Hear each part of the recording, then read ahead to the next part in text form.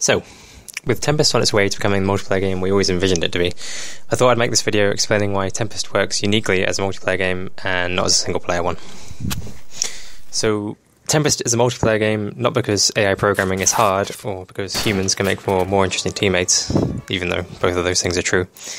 But Tempest is a multiplayer game because Tempest should be a social game.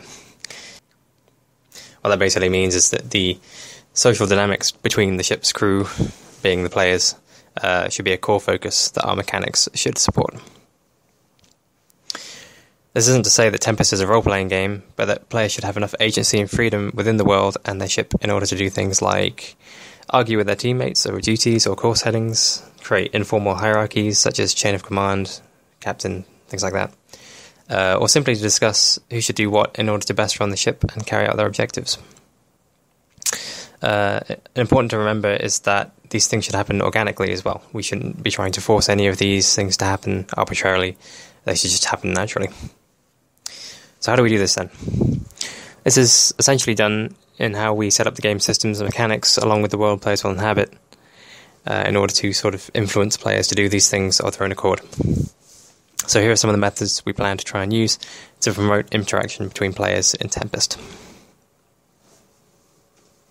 So the more that players can interact with each other and the world they're in, the easier it is for players to communicate and be social with each other.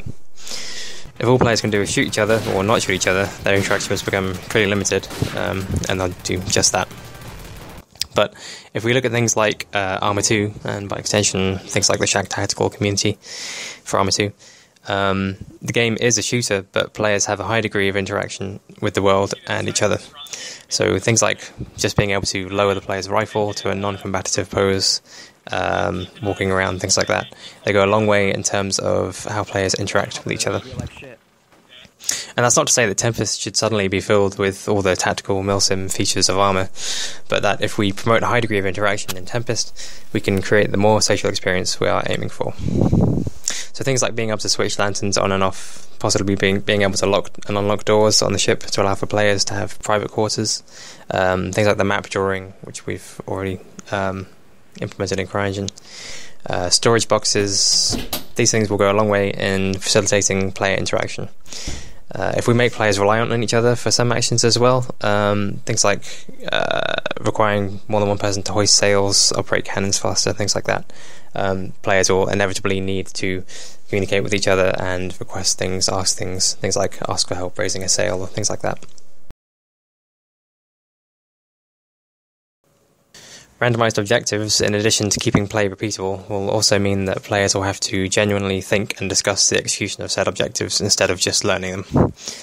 If all players have learned and know a sort of preset objective that they have to do every time, they will just carry out that objective without the need to communicate as much, because everyone knows what to do, so everyone just does it. The objective system in Tempest is designed to piece together various predetermined sections of missions into sort of overarching missions.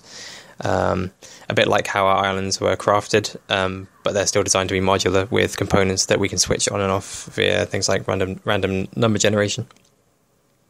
The system can be taken further by introducing hidden objectives similar to Space Station 13, encouraging deception and mistrust amongst players.